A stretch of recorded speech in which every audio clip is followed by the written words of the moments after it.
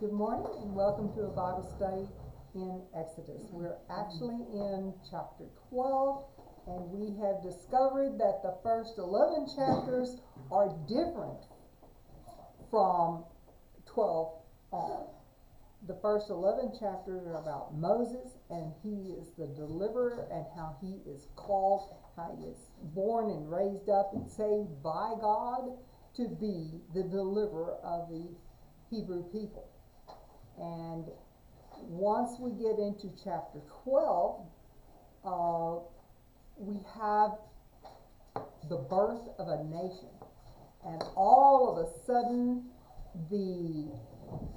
we're not in a narrative. We're in creating ordinances, the laws that they will live by, even until today.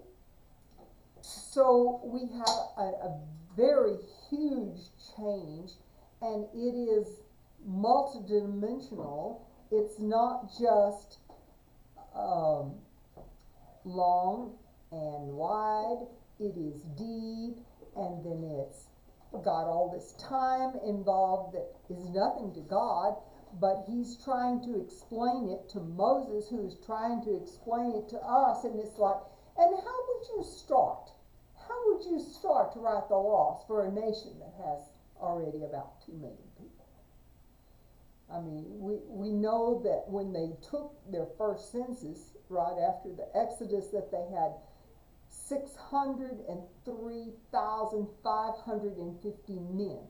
So I can presume that is households, but he's got to train these people to, I am absolutely overwhelmed at what Moses himself was trying to accomplish, and the fact that he did do it. And Aaron is there, but Aaron's his spokesman. It's not his conduit to God himself or anything.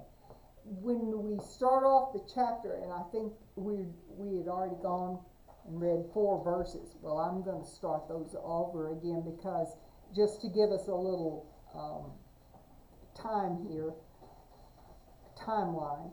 But verse 1 of chapter 12 says, "And the Lord spake unto Moses and Aaron in the land of Egypt," they're still in Egypt, "saying, This month shall be unto you the beginning of months. It shall be the first month of the year for you." So he's starting a new calendar for a new nation. I recorded that as the 22nd time that God spoke directly to Moses, that it is recorded. However, I am now convinced, not only should I not keep a list of it, I am convinced that he's speaking to him all the time. All the time. That he is hearing this voice telepathically or whatever, that, and he may have visions and who knows what else, but he is in constant communication. He could not have accomplished what he is accomplishing, what he's expected to accomplish, without that kind of encouragement. I don't think any single person on earth has ever been so smart that they could start a nation and write all these laws according to what God wanted, without God's help in every sense. So verse 3 says, "Speak ye unto the congregation of Israel." Ooh, that's a new term. Okay? The congregation of Israel. That's the first time they're called a unity. And so they are a people, and they're called Israel. "Saying, In the 10th day of this month, they shall take to them every man a lamb, according to the house of their fathers, a lamb for an house." Every house is to have its own lamb. "And if the household be too little for the lamb, let him and his neighbor next unto his house take it according to the number of the souls. Every man according to his eating shall make your count for the lamb." In other words, this lamb is supposed to be sufficient for every house, but they're going to celebrate the Passover. We're not calling it that yet, but that's what it's going to be. And this lamb is to be totally consumed. What's not consumed is to be burned up. And so if you know that a lamb is too much, then you invite your neighbor, or you invite someone who's also in the same predicament you are, that you don't have enough people in the house. But there's supposed to be a lamb for every house. Now mind you, we haven't done plague 10. We have started plague 10. It's been announced, and this all happens in a couple of hours, but it is taking a long time to explain, because then Moses wants to get some of these other things out of the way. All right, and that is where we ended the other day. But there is a specific part, and it's in the Holman. It's a footnote, and it is 12:1 through 13:16. It covers what this whole chapter and a half are going to do, and it's a different thought, and so I want you to have this heads up. Do you see that at the bottom of the... Yeah. 1 through 13:16. 12:1 through 13:16. Yes, correct. You want me to read that whole passage? The whole thing. Chapters 12 through 13 are arranged topically in a way that intersperses long sections of instruction with short sections that describe events taking place. Okay, now in the past, we've had a mode where God spoke to Moses, Moses spoke to Aaron or Pharaoh or whatever, and then they went and did the deed. And we had a theme that ran through all of it. Well, now we've got a different thing. Now we've got long sections of instructions and short sections of events, yes. Okay. With earlier plagues, the report of the plague follows immediately after its announcement. Not so with the 10th. Instructions to Moses and Aaron, and then to the Israelites about how to observe the Lord's Passover. 12:11.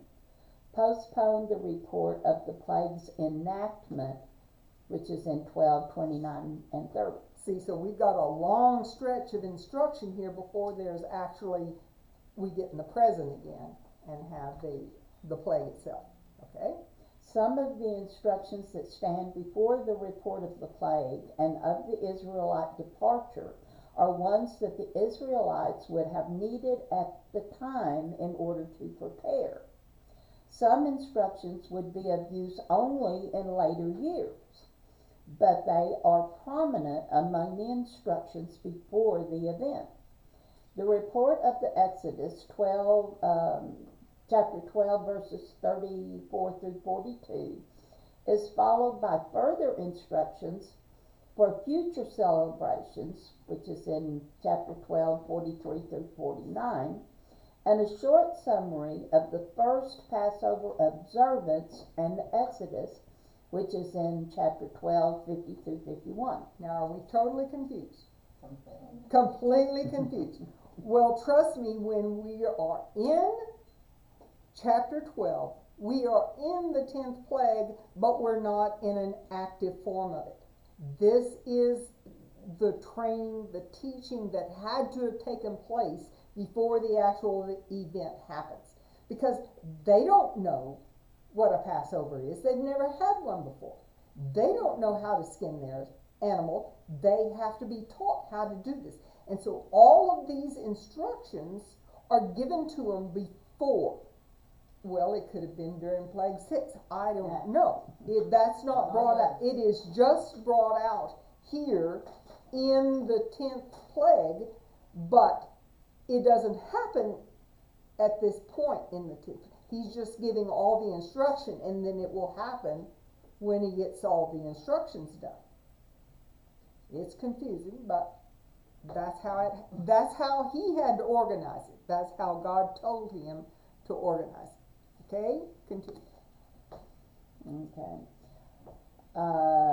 Another set. Another section of instructions for the future follows.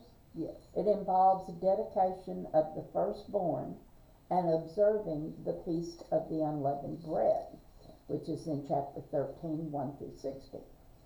Before the account returns to the unfolding events of Exodus, chapter 13, 17 through 14:31, people usually wait to make plans for commemorating an event until after the event has occurred.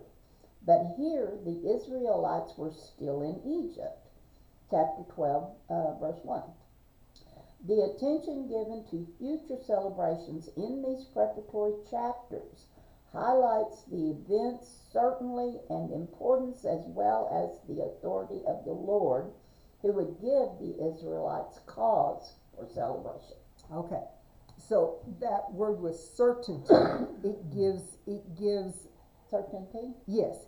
It says this is Yes. going to happen. Yes.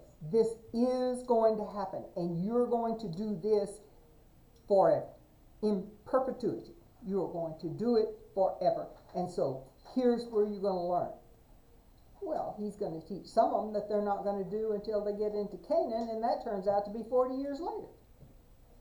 But the instructions are given now.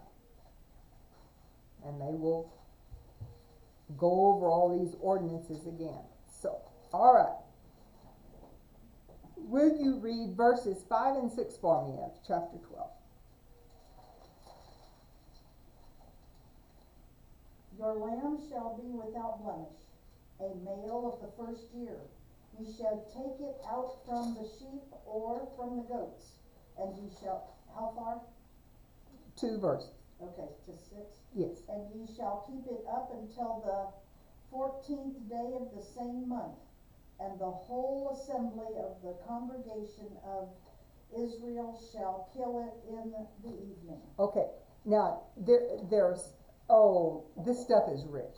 I mean, like I say, it is long and short and deep and tall, and it's more than 3-dimensional, okay? It is more than, it involves all this time that we don't have privy to, but God does. Yeah. All right, so they're on the 10th day of this new year in their calendar. They are to select a lamb. This lamb can also be what we call a kid. It could be a goat, but it has to be a male, and it has to be without blemish, and it has to be within its first year. It's not to be mutton or billy goat. It is supposed to be a lamb or a kid. That's the instruction so far. And let's see, I lost my train of thought. Okay. They have 4 days to observe this lamb. or kid. And I'm just going to forget the kid. I just make sure everybody understands. It could be a goat. But just for simplicity, I'm just going to say the lamb. They have 4 days to make sure it's not sick. It is without blemish. It doesn't have a sore between its hoof. It's, that it is a perfect lamb. That's the whole point. It has to be perfect. But then notice, they're given instructions on how. We're not given instructions on how. But they're given instructions on how to take the life of this lamb and what to do with it. And notice that the whole assembly of the congregation, that's everybody in the nation of Israel that's just been born a nation, they're supposed to kill it at the same time.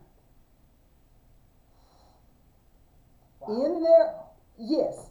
In other words, this all happens within someone's home, but it is supposed to happen simultaneously in every home. And so that's what they're trying to do. And we'll get further instructions on this. I mean, it. Set an alarm on your, they don't, how? Now, I they know, were right? going by the sun direction, so I would assume that when the sun was in a certain position, everybody would kill. Yeah, they use the sun as a watch anyway, so have a kid outside hollering, okay, it's there, hurry, do it now. Or everybody just looking out the door and going, okay, the sun's in the right position. You know, of course, you would have the odd person that wouldn't realize it or something like that unless you had someone watching out. Be one of us, oh God, I'm late, hold on, wait. Yeah, I'm late for everything, okay? I didn't know you were there. What? You're late. Okay, but do you see the unity that it is going to bring these people, this whole congregation? They're supposed to individually do something at the same time in a ritual, in a rite, that means they are a nation. This is just birthing the nation, so that they know it. Not only does everybody else, but they know they're a nation because they're all working together for exactly the same thing. And they're doing exactly what God has told Moses and relayed to them through Moses and Aaron, and who knows how they organized all that. Okay. Yes. So, McGee says, let me see if I'm. You stopped at 6. Yes. Okay. McGee says this portion of scripture is quite interesting. Note that each family had a lamb. Thousands of lambs must be slain that evening. But verse 6 reads, Israel shall kill it in the evening. These many lambs were speaking of another lamb. God looked at all of these lambs as if they are one lamb, the Lord Jesus Christ, who was the Passover offering for us. Does that make sense? They're saying all these lambs together are pointing to Christ being the lamb, the perfect lamb that was slain, in his blood was our offering. All right. So this feast was pointing to the coming of the Lord Jesus Christ, and that's him coming into the world. Volford and Zuck say each animal was to be killed in the evening. Another version will say at twilight. Now this meant either between sunset and dark, which is a very short period of time. It could be as, 30 minutes maybe. Or it could be between 3 p.m. and 5 p.m. And the latter period, that 3 to 5, is probably the period that they're using because it would allow more time for the slaughtering and the preparing of the animal, which would be needed especially later when many sacrifices would be offered in the sanctuary. That's future stuff, but nonetheless. So we think it is between 3 and 5 p.m. on whose calendar? Yeah. Okay. McDonald says, killed at twilight between the 9th and the 11th hours. Okay. They start their hours differently. It went from evening to morning. The whole day started in the evening and went through, but if they counted it from the beginning at morning, say 6 a.m. might be the new day, then the 9th hour will be that 3 to 5 p.m. And that's the time that Jesus died. So this is all together. This is Exodus, and we're talking And the Gospels, yeah, the Gospels. and we're talking all the way into Revelation. This is really, really deep. But Matthew 27 verses 45 to 50 talk about how he died in the night, Matthew between the 9th and 11th hours. Matthew what? 27, verses 45 through 50. Worsby says, now keep in mind that the Jewish day, now he's using that term Jewish day because we haven't come to that term yet, these are Israelites, but was reckoned from evening to evening, and the Passover lamb was slain between the evening on the Friday the 14th of Nisan before the arrival of the next day, and Israel left Egypt on the 15th of Nisan. At night, I can't wrap my head around all of that. I can't. So, who knows when, but they all did it together. They understood. All right. Verses 7 through 10, please. And they shall take of the blood and strike it on the two side posts and on the upper door post of the houses, wherein they shall eat it. And go on. Yes. To what? 10. 10, okay. And they shall eat that flesh in that night, roast with fire and unleavened bread, and with bitter herbs they shall eat it. Eat not of it raw, nor sodden at all with water, but roast with fire, his head with his legs, and with the pertinence Yes. thereof, and ye shall let nothing of it remain until the morning, and that which remaineth of it until the morning ye shall burn with fire. Okay. Now we get into this. How are we going to, quote unquote, kill this animal? So, last time I had come to the conclusion that if this was a representative of Jesus, he wasn't skinned, no bones were broken, no knuckles cut off, no ankles or anything like that, and he wasn't gutted, and so he was left whole with skin, everything. And my logic is, I am a literal person. So I went literally all the way down the line. I have since done some research, but it's on the internet, on Wikipedia, which may or may not be true. It was not on a Jewish website. And I don't know which of those are all that good, but nonetheless, I've found some information in that.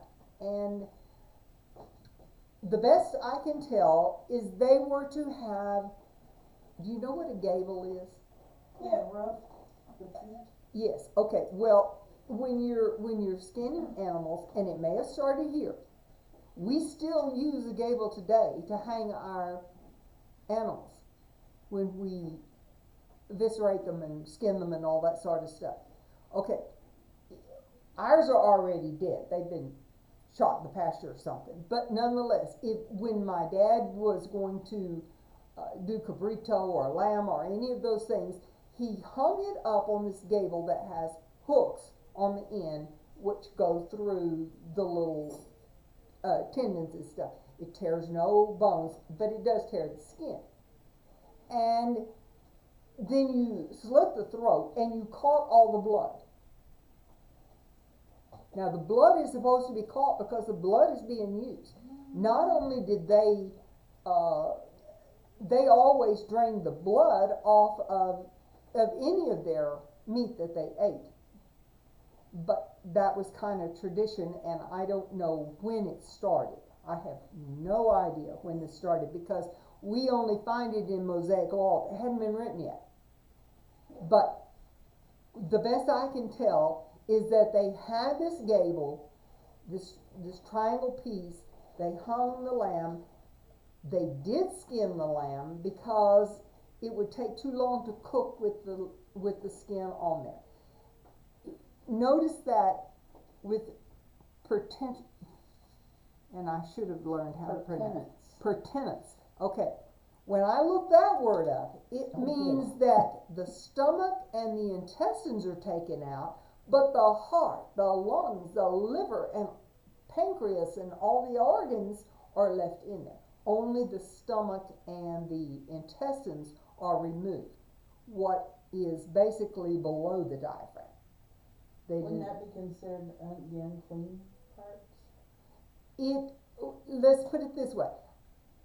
The Wikipedia, which is not doing this in a religious fashion, they're not thinking of it in that term, but they said if the lamb was roasted with the intestines and stomach in there, they would blow up and they could taint the meat. Yeah. So, and considering this says pertenence or whatever it is, and those are the organs that are left in there, and those are edible. I mean, they've been edible all these years when they're cooked, just like the brain and sweetbreads and a whole bunch of other things. And anyway,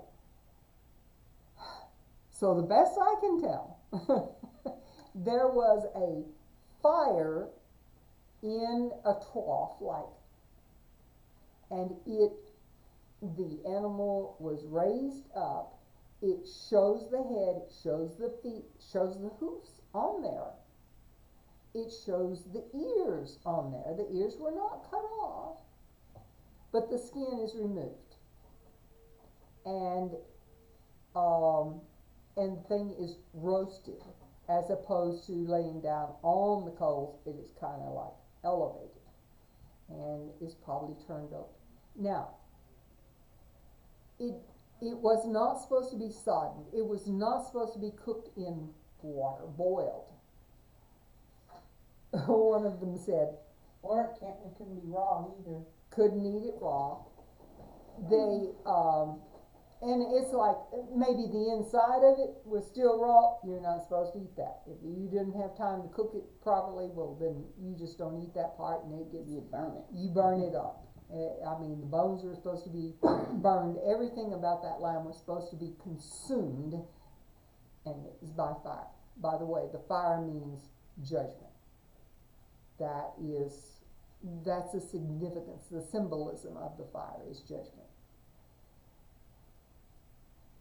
It was not supposed to be soddened because they didn't figure anyone had a pot big enough to put a hole in. And it would, in order to boil it then, they'd have to cut it up. Yeah. And so that was the significance of, and it says, don't make it sodden, don't eat it raw, but roast it. Okay. Nope, not those. Notice all these details. These have to be learned. They have to be taught. And this isn't done in a minute, so I have no idea how long. They didn't have internet and a YouTube video that they could watch and say, this is how it's done.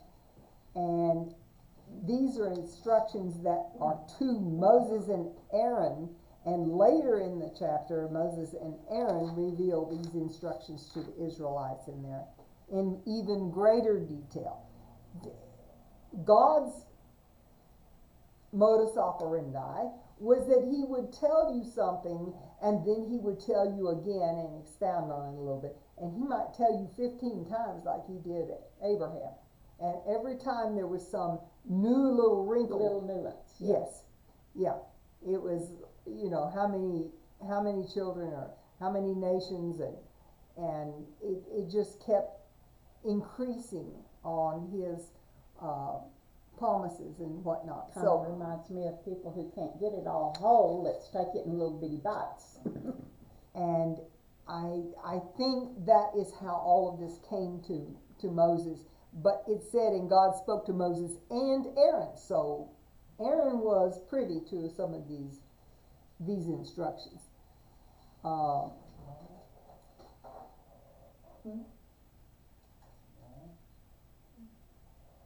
verse 8, flesh is to be eaten in the night, and it must be roasted. And they eat it with what kind of bread? Unleavened. Unleavened, which means there is no yeast. The yeast is symbolic of sin, symbolic of corruption. And what kind of herbs? Bitter. Bitter herbs. Wolford and Zuck says, okay, this is probably endive. You eat endive in some of our salads that have all the arugula and things like that. Endive is in there, and if you find one that's kind of bitter, that's the endive. Chicory, like chicory coffee, very bitter, very bitter. And dandelions. Yeah, dandelions are edible, and they were used in this. And these symbolized the sorrow or the grief for the past sins of the Israelites' bitter experience in their oppression in Egypt. So it had a double meaning, the bitter herbs. It meant you had a bitter experience in Egypt, but it also meant you have sinned. Okay? And so McGee says the lamb roasted with fire is judgment. Leavening speaks of sin, and unleavened bread speaks of Christ as the one we are to feed upon. Bitter herbs, he believes, mean that our experience will not always be sweet even after we've received Jesus Christ. It doesn't mean things are hunky-dory. In fact, I think you get more trials and tribulations. So the bitter herbs go with redemption. Okay, that is just part of the whole thing. And verse 9 says, okay, not raw, not boiled, and absolutely whole, but not with the skin, but with the hooves, with part of the guts, but not all of the guts. And Worsley said it was important to see the wholeness of the lamb. That was important. Okay. And so you can imagine Jesus as the lamb. No bones were broken. He was not decapitated. He was not skinned. Got it. All right, verse 10. All that remains uneaten shall be burned. It needs to be turned to ash so that no one knows what has happened. There's no sign of lamb or ceremony that's carried out by the individual families in this corporate feast except the blood that is left on the doorpost. Bible study, can I call you back? Jesus is gone from the tomb. So imagine this. The lamb's gone. The lamb, notice the symbolism here, ladies. The lamb is gone. It is consumed either by eating or fire. It is ash. There's nothing left. When Jesus died, the tomb was empty. There's nothing left. So we have a lot of symbolism involved here. And this was, remember the manna? It wasn't to be consumed the second day. It was gone that night. It was gone that night. And you only collected what you needed to eat. That's right. And that was also like the lamb. Just what you need. Okay. 3 verses. 11, 12, 13, please. And thus shall we eat it with our loins girded, your shoes on your feet, your staff in your hand, and ye shall eat it in haste. It is the Lord's Passover. For I will pass through the land of Egypt this night, and will smite all the firstborn in the land of Egypt, both man and beast, and against all odds of Egypt, and against all gods of Egypt, I will execute judgment. I am the Lord. And the blood shall be to you for a token upon the houses where ye are. And when I see the blood, I will pass over you, and the plague shall not be upon you to destroy you, when I smite the land of Egypt. Okay, so it's not saying this is happening. It's still talking about what is going to happen later. Alright, verse 11 says the Israelites are to be dressed and ready to leave Egypt, not just for a 3-day journey, forever. Forever.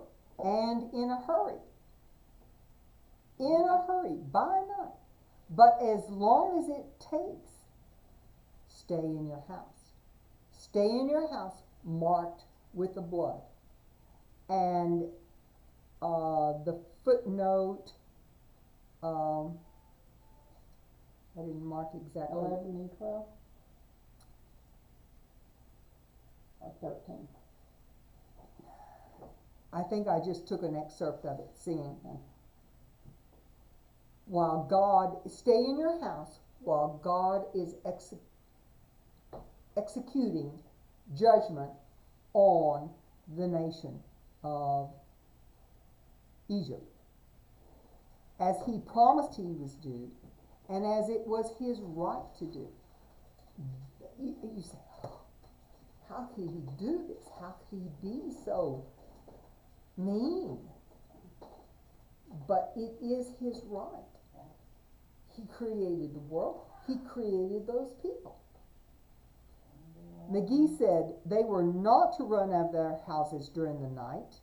They were not to look for the blood or at the blood. They were to have confidence and faith in it. If you put it on the doorposts, you were to have confidence in it. You were not to go check to make sure. You were not to go peek and see who else did and didn't. This was your own personal little thing. And there followed the Passover feast. Now notice, this is a feast to the Lord. This is the Lord's Passover feast. It is a one-night event. Yeah, feast. Yeah. With the lamb, bitter herbs, and so forth. It is for the Lord. For what the Lord did. Then this is followed by the Feast of the Unleavened Bread, which is 7 days, and it's a celebration that they're out of Egypt. Okay, so we have a feast to the Lord, and then we have 7 days celebration.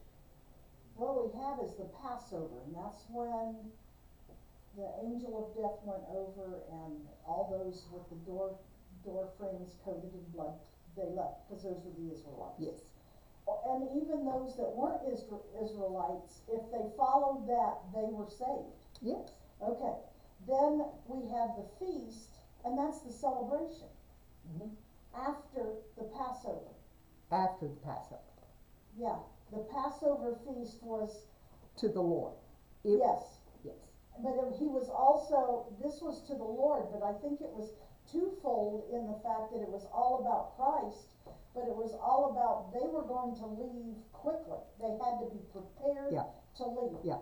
And you leave faster and better if you're not hungry. Yeah. So, you know, You go yes, further too. God was preparing his people and taking care of them to get them ready to go. Yeah. And then the celebration. Yeah, and then the celebration. And it's like they're followed after this Passover feast. In the book of Leviticus, we learn a whole lot more about it. There are instructions given for the Passover, and then the Feast of the Unleavened Bread. Well, they're living this. They're leaving, and they can't have leavened bread with them because it's what they can carry on their backs. And so the act of doing that gives them 7 days of, okay, we are celebrating getting to leave. But when we get into the book of Leviticus, it becomes a feast that starts immediately after the Passover feast, which is to the Lord, And it is the celebration called the Feast of the Unleavened Bread. But that's for the present. That didn't happen here. It did not happen here. That happens after they get, and that's why this is so deep, because it Yeah. involved time, and we're talking 40 years later before some of this is actually instituted. It's not boom, boom. Boom. It's, yeah, you get ready to leave. Now, how can you get ready to leave and then have a feast? You know, we're having the Passover and then we're having a feast, but they had to leave in a hurry. You know, it just didn't. Because they're living that part of it. Yes, that's. That is their celebration. They get to live that, they get to leave. So that is their celebration. Okay. 14, 15, and 16. 3 verses again, please. And this day shall be unto you for a memorial, and ye shall keep it a feast to the Lord throughout your generations. Ye shall keep it a feast by an ordinance forever. 7 days shall ye eat unleavened bread. Even the first day ye shall put away leaven out of your house. For whosoever eateth leavened bread from the first day until the 7th day, that soul shall be cut off from Israel.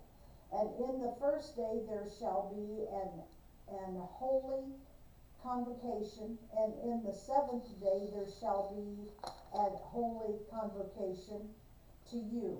No manner of work shall be done in them, save that which every man must eat, that only may be done of you. Only may be done of you. All Right. There again, we're talking King James, and we're talking these thous and the thumbs, as you say. I like these. Those and those. But this is the future. This is the future. Keep this as a memorial. And he is going into great detail how about this is supposed to be done in perpetuity. This is supposed to be a memorial, and it starts off with the Feast of the Passover to God, and then followed by 7 days. And it is to be observed in perpetuity, forever. Yeah. All right. They celebrate their deliverance from Egypt, from slavery, from oppression, from bondage. I mean, all of these things were what was hanging around them. And so they must have felt free indeed when they got it. But then the sad part is, then they bogged themselves down with rule after rule after rule. You can't even light a match. You can't do any kind of work. These are man-made rules. Those weren't God's rules. Those don't happen now. No. That's in the They're future. not Mosaic laws either. That's what happens as men got involved in it and wanted to make it. Well, Yes. this is how pious we are. Yes. You know. Yeah. Right. Okay. They were exaggerating and finding all different ways. Okay, well, you're not supposed to work. Well, but who's going to feed the cow that has this? Except if you Yeah, got it, If you don't feed the cow, you're not going to have the milk tomorrow, and your cow won't have milk tomorrow. So it's like there had to be some give, but it wasn't. Eventually, it wasn't. Most of the outlandish rules and stuff came from man, Yes, not from God. Yes. and not from women. Okay. and not from women. And that man was usually the priest. Well, yes, I will agree with that because they're the head.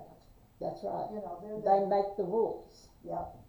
and everyone else follows them. So when we get back into this and we talk, okay, they're leaving all of this bondage, but this year, at this moment, they're on the run. Yeah. They're just leaving.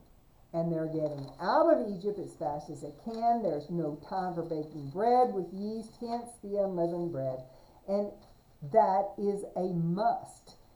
Notice in verse 15, the soul shall be cut off from Israel. Read the Holman footnote on that.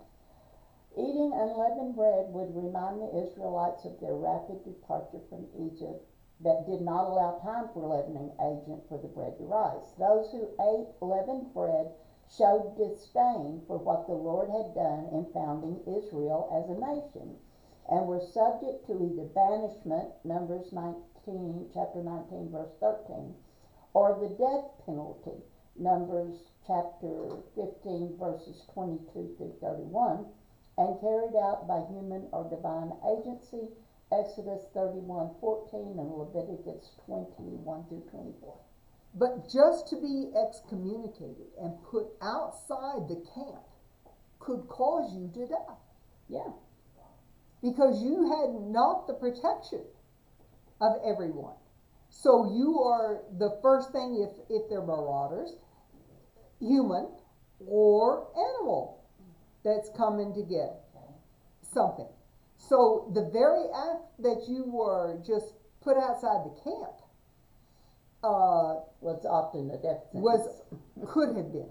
It Yeah. certainly could have been. Okay, Wolford and Suck said if anyone ate anything with yeast in those feasts, he will be cut off. And that is separated from the covenant right and all the privileges, and that could possibly result in death. Verse 17, please. And ye shall observe the feast of unleavened bread, for in this selfsame day have I brought your armies out of the land of Egypt. Therefore shall ye observe this day in your generations by an ordinance forever. Okay. Ordinance. The best I can tell, that is a law. Right. It's like our city laws, they're ordinances. You Yes. still have to obey them if you live in the city. It's but not if a you're outside the constitution. city, you don't. It's not a constitution. It's not bylaws. These are ordinances, and in Robert's Rules of Order, that would be a standing rule. Yeah. It will be a standing rule. It applies everywhere. And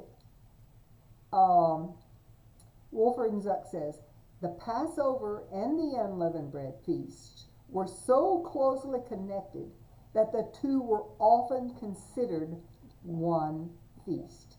So when they say the Passover feast, they often mean the other one because it just started right there. And there's another one that goes in there as well. Okay, Exodus 18, 19, and 20, in chapter 12, please. In the first month, in the 14th day of the month, at even, ye shall eat unleavened bread until the 21st day of the month at even. Now, that even, I'm presuming, means at evening time. Aha, yeah, yes, Yeah. because that's when their Sabbath starts. Mhm. Yes. 7 days shall there be no leaven found in your houses. For whosoever eateth that which is leavened, even that soul shall be cut off from the congregation of Israel, whether he be a stranger or born in the land. Ye shall eat nothing leavened, in all your habitations shall ye eat unleavened bread. Okay, in case you missed the point, we've got 3 verses here and 6 verses No probably. unleavened bread. Yeah, that's No about leavened bread. the Lord is making it very clear that the leavening represents sin, and the blood of the Lamb covers that, but you are to abstain from sin. That's your job.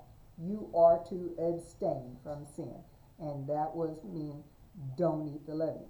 McGee says unleavened bread isn't even palatable. It doesn't even taste good. That's disgusting. Gluten-free is almost as good, you know? It's almost as good as cardboard, I say. Yeah.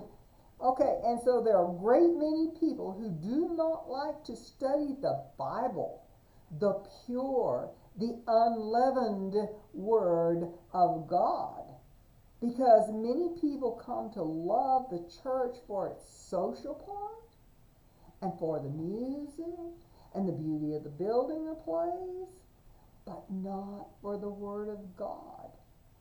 They do not want, because it's unpalatable to them. The restrictions. Yeah. Unleavened unleavened bread is not as tasty as leavened bread is, but the Word of God is the right food for the Christian. It is the good food for the Christian, for those who are following. Okay, verses 21 through 28. You think you can get all that? Oh, I might not stop you. Okay.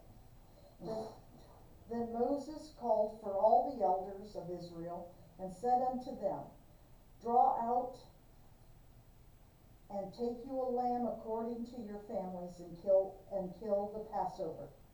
And ye shall take a bunch of hyssop, and dip it in the blood that is in the basin, and strike the lintel and the 2 side posts with the blood that is in the basin, and none of you shall go out at the door of his house until the morning.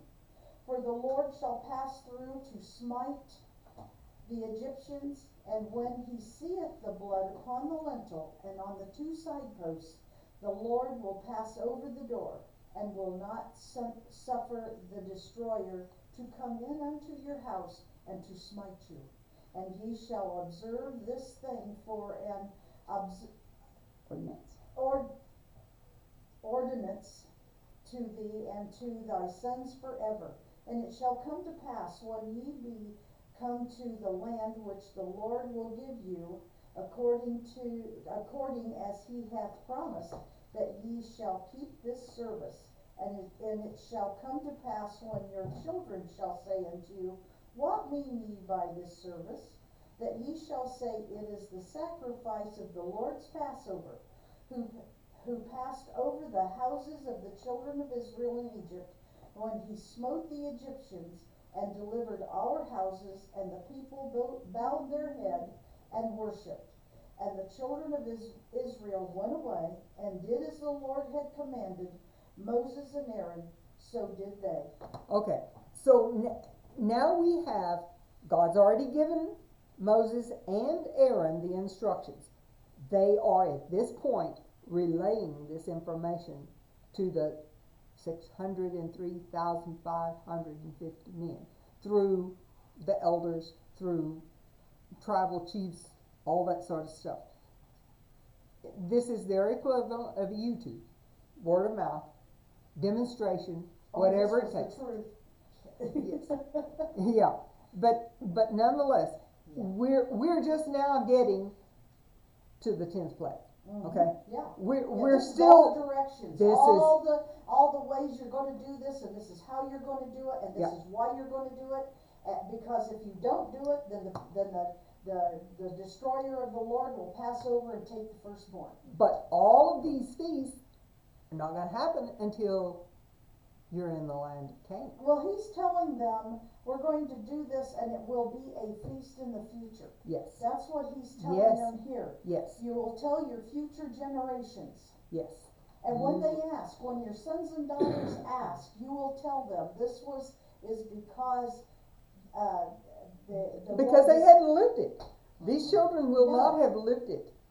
No. So they need to be told. But I'm going to tell you something.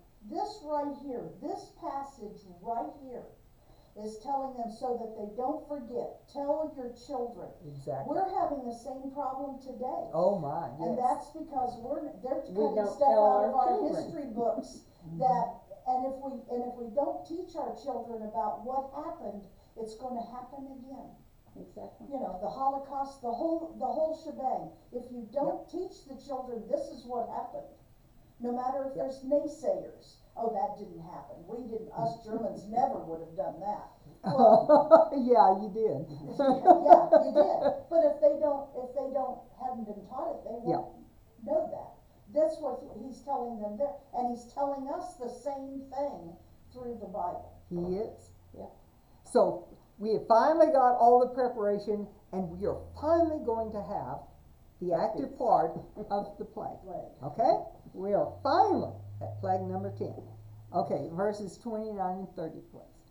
And it came to pass that at midnight the Lord smote all the firstborn in the land of Egypt, from the firstborn of the Pharaoh that sat on his throne unto the firstborn of the captive that was in the dungeon, and all the firstborn of cattle, And Pharaoh rose up in the night, and he and all his servants and all the Egyptians, and there was a great cry in Egypt, for there was not a house where there was not one dead. Yes, because even this was all the beasts. This is domestic animals and the wild beasts that were like the camels and the antelope and the pigs and the, yes. yeah. It was, so it wasn't just humans, but that was important because this was the first time that God smote the humans. Okay, so there's been a whole lot of preparation because we finally come to, and it came to pass. And there were a few verses in the previous, and it came to pass, but it's talking about things that'll happen in the future. This one is in the present, and it came to pass. Okay, read the footnote on verse 29, please. The captive was in the dungeon, was another person opposite Pharaoh in social standing, like the maid servant that is behind the mill, in chapter 11, verse 5. Mention of both extremes encompassed all people in between, or merism. Yes. So God was no respecter of social class, When he said firstborn, he meant firstborn First- of everything. of everything. And it said man and beast alike. Yes, man and beast alike. Okay, Worsby says, the Bible calls this the Lord's Passover in a number of places. Okay, the observance was more than an Independence Day celebration because the feast was kept unto the Lord. It is the sacrifice of the Lord's Passover, like in verse 27 there. The focus of attention is on the Lord because what occurred that special night was because of Him. Nobody else did it. Nobody else had anything to do it. At least 17 times in Exodus chapter 12, the Lord is mentioned and that He was the one in charge. That's exactly what it's saying over and over. Death is no respecter of person. The lesson here is obvious. Unless you're protected by the blood of the Lamb, which is Christ Himself, when death comes, and you never know when it's going to be, you're going to be completely unprepared. And you don't know when death is coming. Okay. And so I wrote here that I have a question, and it's going to be food for thought because we're going to stop right there. What member of the Trinity is doing this? The Lord passed over. Holy Spirit. I think all of them. Jesus. In Psalms, they talk about it is Jesus, and He may have had a band of angels, because there are other places that talk about it's the destroyer, it's the this, it's the that, and it's not truly made clear because it's mentioned, but all of them could have been part of it. It's a big deal. Okay, so I thank you for your attention. I thank you for reading for me, and we will see you next time.